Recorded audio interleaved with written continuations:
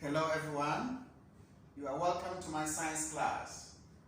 Today we shall be looking at our topic, our environment, and we take the lesson from our textbook page 99 to 100, and we shall be doing our activity in our activity book page 68 to 70. Our topic for today is different types of environment. It's a continuation from what we did yesterday. Okay, different types of environment. Before we go on to complete this very topic, I would like us to have a review of what we studied about these different types of environment. Yes, we said that living organisms are found in a particular environment that provides support for it to live, right? Good, because an organism will always live in an environment that supports it to grow. Okay? Yes. For instance, we human beings cannot live on what? In water, isn't it? Yes, we cannot live in water because that is not our habitat. That environment cannot support us. Or we don't have what it takes to live in what? In water, isn't it? Yes. So we talk about say plants. Yes, we talk about plants. And what do plants need most to grow? Plants need what? Plants need water. Okay, plants need light, sunlight. All right? Good. It means that plants will grow well when they are found in an environment that can provide them with water and sunlight. You understand? Yes. And we also talk about animals. We say animals, yes. Animals will also need sunlight. The sunlight keeps us what? Keeps our body warm. Okay? Yeah, so animals want what? Sunlight to keep their body what? Warm. Therefore, animal will grow well, or animal will be very comfortable living in an environment that will support it with sunlight. You understand? Yes. And then we also talk about yes, that there are certain organisms that also live what? In the soil. Okay, millipedes, centipedes, and all that. Yes, they live in the soil because that soil is an environment that will provide them with all the things they need to survive. We also talk about fish. Okay, we talk about what? Fish, right? Yes, we talk about fish. Yes, we say that fish are able to live in water because they will be able to take oxygen in a dissolved form, or oxygen that is dissolved in water, right? Good. So we say fish, they take what? Oxygen. Yes, oxygen dissolved in what? In water. Yes. It means that all the water bodies, fish and all animals that live in water, yes, the water will provide them with all these things that they will be able to what? To thrive well in the environment that they live. You understand? Yes. So when we take water bodies like, we also talk about water bodies, right? Yes, what are the water bodies we mentioned? We mentioned water bodies like ponds, rivers, streams,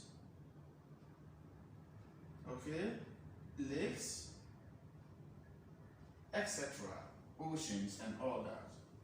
These water bodies, yes, they are also able to accommodate or give a supporting life for all the organisms that live in these water bodies. Okay?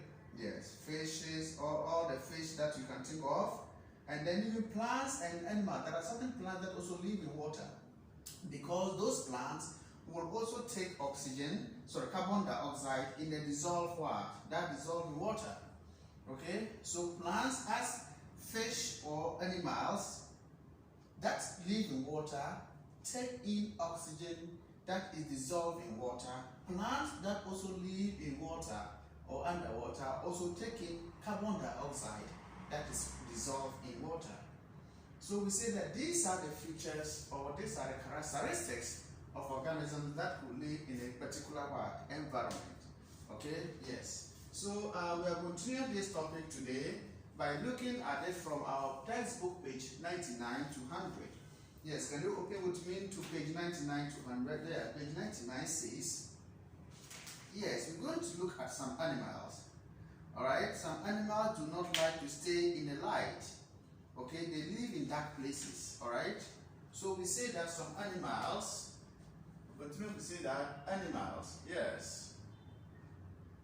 Okay, let me say some, because not all animals. So let me use the word some. Okay, yes. So we say some animals,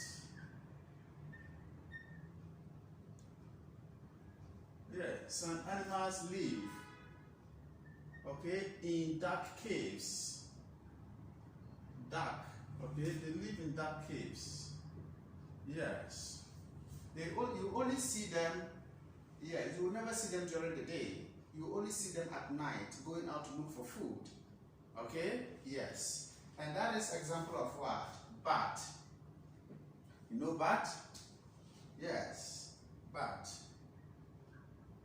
Okay? Yes. Bat is an animal, or yes, an organism that always live what? In the dark caves or in dark places. You only see bat during the night, and it goes out to look for food. But during the day, it remains in its cave because it doesn't like what? To live in where there's light. Okay?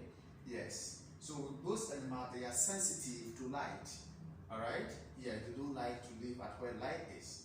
You understand? And then we also talk about plants need sunlight to make food. So plants grow well in an environment that receives a lot of water. Yes. And then we also talk about, yes, we went further to talk about bats are found in that cave, that is it. And then we also talk about another animal called woodlice. Okay? Wood, yes. Yeah, called woodlice. Okay? Woodlice are more. Woodlouse is one. Okay? So woodlouse. Yes. Can you, if you look at the page 99, the dark side of your book, the last part of the book, you see this is an example of what we call woodlice. Okay? Have you seen it? Okay, this is woodlice. Or these are woodlice. Okay? Yes.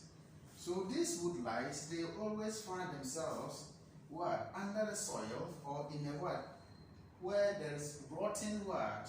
Yes, leaves. Okay, rotten leaves and dead trees bark. This is where they live. You understand? So that is their habitat. That is their environment. Okay? Yes. So the woodlice avoid light because they are sensitive to light. Yes, so we say woodlice, yes. They avoid light because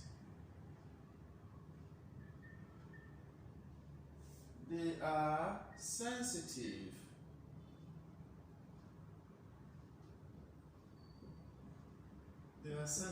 to light.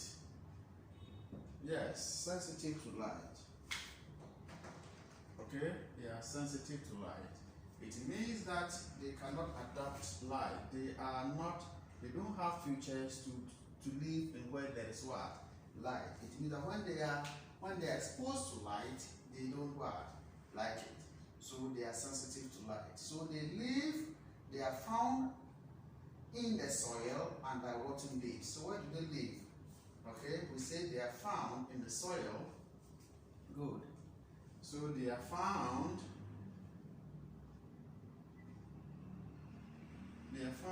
in the soil. Okay, yes, in the soil under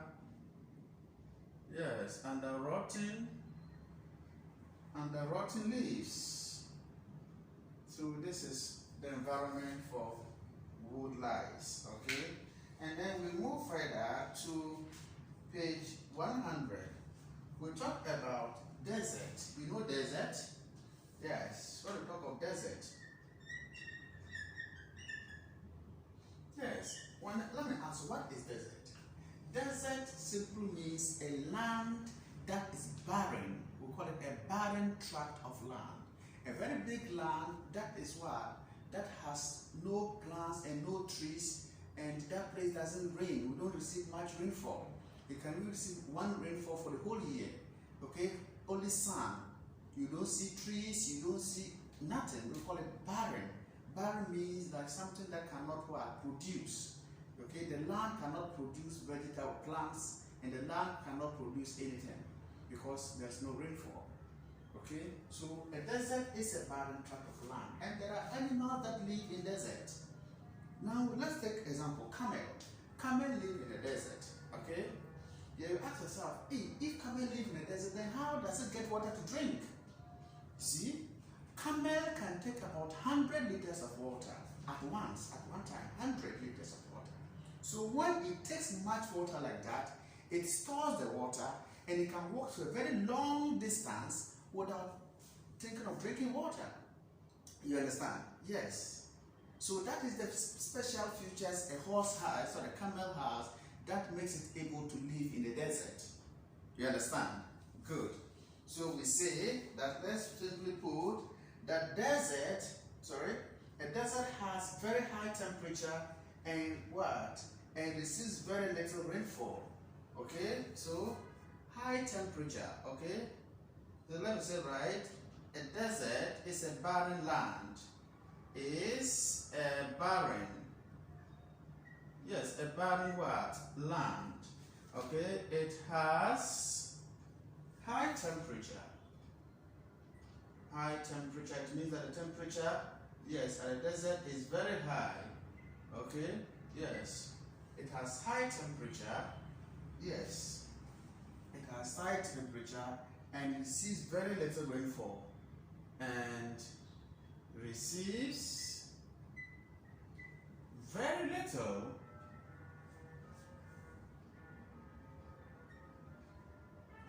rainfall. Okay, yes, it receives very little rainfall. That is what we call a desert. It's a barren land. There's nothing on it, doesn't grow crops, plant doesn't grow on that land. So because it's barren. And camel takes about 100 liters of water at once, and that water sustains it to walk for a very long distance, okay, without thinking of drinking water. All right? Good. Yeah, so that is what we call this desert. Now, let's also look at it. So it means that an organism that can live in a desert should be able to tolerate. Look at this word. Look at the book. There's a word called tolerate. Okay? Yes. Alright? Yes, tolerate. It means that that animal should be able to tolerate an environment that has no water. Okay? Yes, the heat, there's so much heat in that environment, so any animal that will live in the desert should be able to tolerate, have the ability to tolerate, okay, yes, that environment. And since that the heat and the lack of water are able to live there, it means that an organism that can tolerate heat and water will be able to live in the desert. Okay, so when I tolerate, it means that an organism that will be able to accept, to adapt, okay, to a condition where there's lack of water and heat, will be able to live in the desert. All right, good. So we say that organism. Let me use black marker.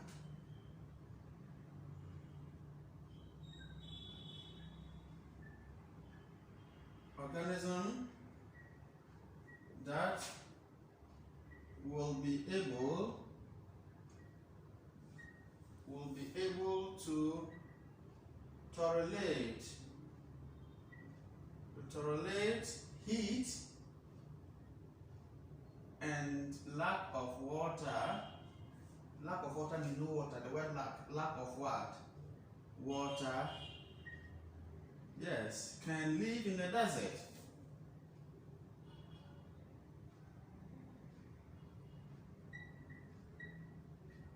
Yes, can live in the desert. Okay. Yes, and they also talk. So that is what an example is camel. Okay. Yes, camels can drink more than 100 liters of water at once. During this time or during this, they can travel long distance without looking for water. Okay?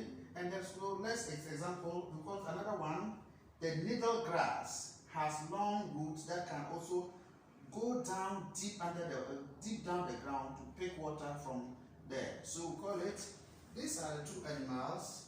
So camel,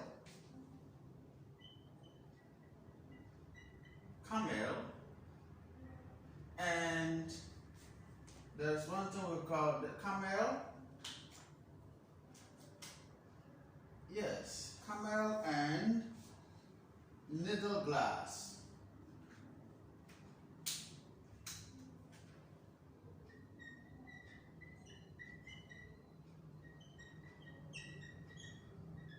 Yes, camel and needle grass. So take note of these animals. If I ask you, the name animals that can live in the desert, you can talk about, or organisms that can live in the desert, you can talk about camel and needle grass, needle grass. Okay, yes, this is N-E-E. Let me write it well so you can see. Needle, you know needle? Yes, needle. Yes, needle grass. These animals can live well in desert, okay? Yes. Can live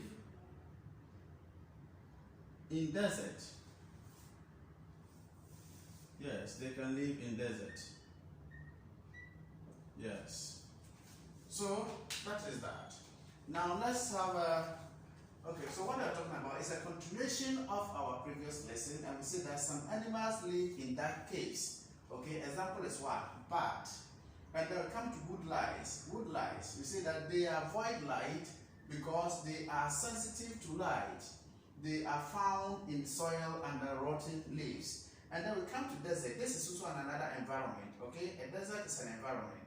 All right, and when we say desert, it's a barren land. Okay, it has high temperature and receives very little rainfall. Okay, and we say that organisms that can live, that will be able to tolerate this heat and lack of water, can live in the desert. An example is camel and needle grass. Okay, yes, camel and needle grass. So take note of this. All right, this example. Okay, yes, camel and needle grass. All right. Thank you for being part of the lesson, and I would like you to do your activity. Take your workbook and open to page 68 to 70. Do your activity, upload it, and then I'll check it and give response. Thank you for being part of the class. I hope to see you again. Bye.